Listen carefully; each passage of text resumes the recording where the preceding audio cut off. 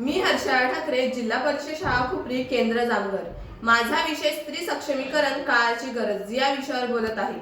नमो जन्मभूमी जिथे जन्मले मी, नमो आर्यभूमी जिथे वाढले मी, नमो कर्मभूमी जेजच कामी, पडो देह माझा नमामि नमामि.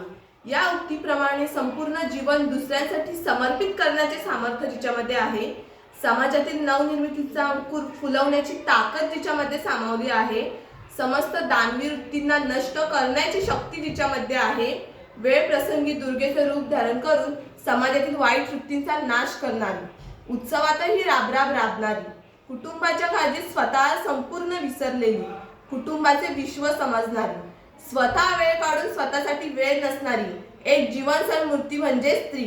समस्त स्त्री जातीला सलाम करून स्त्री सक्षमीकरण या विषयावर सुरुवात.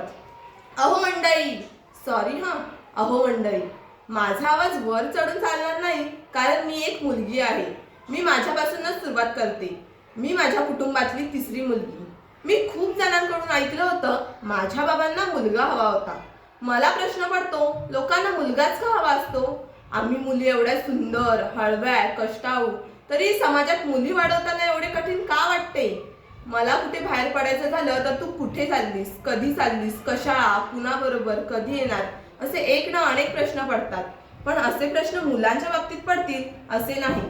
संपूर्ण आयुष्य दुसऱ्यांसाठी समर्पित करणाऱ्या या स्त्री जातीच्या बाबतीत असे का? पण याचं उत्तर मला कळलंय की जिच्यामध्ये सामर्थ्य ठासून भरलेले आहे तिलाच भारत माता म्हणतात. म्हणूनच आपल्या भारत देशाला भारत माता म्हणतात, भारत पिता नाही. सर्वांना स्त्री आवडीचीच आहे, नाही का? कुणाला आई म्हणून हवी, कुणाला बहीण म्हणून हवी, कुणाला पत्नी म्हणून हवी, तर प्रिय नातवांना आजी म्हणून. पण जर मला कधी परमेश्वर भेटला तर त्याला मात्र एवढं नक्की बजावेल की लोकांच्या मनात एवढं काय पेरलंयस की ज्यांना आई, बहीण, आजी म्हणून हवी असली तरी मुलगी म्हणून का नको असते? पंडित जवाहरलाल नेहरू म्हणतात, एक मुलगी पुढे गेली की सारं कुटुंब पुढे नेतं, नकळत सारा देश पुढे नेतं. खरं तर मुलींकडून अपेक्षा खूप केल्या जातात. अपेक्षा हा शब्द 3 अक्षरी असला तरी त्याचं वजन खूप मोठं आहे, आणि हे जर कोणी सहन करत असेल तर ती फक्त स्त्री असते. आई वडिलांनी मुलींना फुलाप्रमाणे जपावे, मोठे झाल्यावर दुसऱ्यांच्या आधी स्वाधीन करावे. काय परंपरा, कसला इतिहास खरंच माहित नाही, पण शरीराचा एखादा भाग तोडून दूर करावा असं काहीसं वाटतं. तरी केलेल्या तुकड्यांसह जास्त वेदना होतात हे समाजाने विसरून चालणार नाही, कारण हा माझ्या देशाचा संस्कृतीचा भाग आहे. मर्यादा काय बोलू, बाबुल की दुआएं लेती जा जा तुझको सुखी संसार मिले. पण खरंच मिळेल की नाही हे दुसऱ्याच्या हातात. काय कल्पना आहे बघा. 9 महिने आईच्या पोटात वाढून जन्माला येणारा पुरुष मात्र पवित्र ठरतो, आणि स्वतः जन्मदाती माताच मात्र अपवित्र ठरते, जिला मंदिरात प्रवेश नाकारला जातो. भर रस्त्यावर अत्याचारांचा कहर असलेली आपली राजधानी ठरते. चीड येते अन्यायाची पण हिंमत होत नाही बोलायची.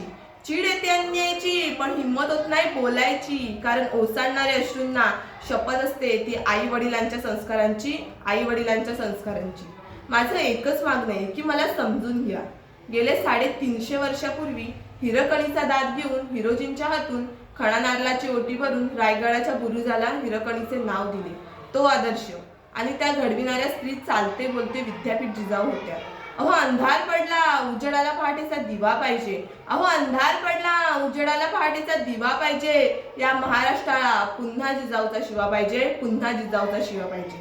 त्यात ध्येय शिकायचा असेल तर बुलढाणा जिल्ह्यातील भेकड गावाची 65 वयाची महिला आपल्या म्हाताऱ्या 70 वर्षाच्या पतीच्या आजारपणाच्या उपचारांसाठी अणवाणी भर रस्त्यावर फिरून संयोजकांना विनंती करून त्यांच्या पाया पडून स्पर्धेत सहभागी होते आणि मॅरेथॉन विजयी होते. अजून काय काय करू शकते स्त्री? सर्वस्व देण्याची तयारी ठेवते. नोबेल पारितोषिक विजेती महिला आपल्या मलाला भाषणात म्हणते, आभारी आहे बाबा तुमची, माझ्या पंखांना बंद न करता उडण्याचं प्रकृत्य केलंय. म्हणतात ना, education is the only weapon to change the world. आपण स्त्री म्हणून जन्माला आलो याचा अभिमान बाळगा. आपल्याला सहनशक्ती ही जास्त आहे हे विज्ञानाने सिद्ध केले आहे.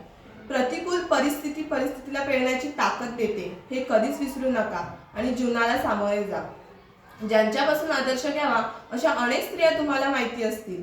वयाच्या 12व्या वर्षी इंग्रजी शाळेत जाऊन इंग्रजी शिकून अवघ्या 3 वर्षात MDA झालेल्या भारताच्या पहिल्या डॉक्टर आनंदीबाई जोशी. वयाच्या 14व्या वर्षी मुलींची वानर सेना तयार करून त्यांच्या सेनापती बनून स्वातंत्र्य लढ्यात काम करणाऱ्या भारताच्या पहिल्या स्त्री पंतप्रधान इंदिरा गांधी.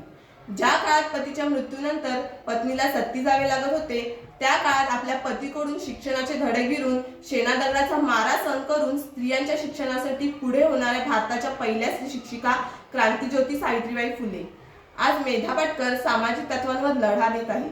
किरण बेदी यांनी पोलीस खात्यात नवा आदर्श निर्माण केला आहे. सानिया सिंधू यांनी टेनिस बॅडमिंटनमध्ये साऱ्या जगाचे लक्ष वेधले आहे. अशा अनेक स्त्रियांपैकी तुमचा आदर्श तुम्ही ठरवा. प्रयत्न करीत राहा. यश तुमच्या समोर नक्की हात जोडून उभे राहील.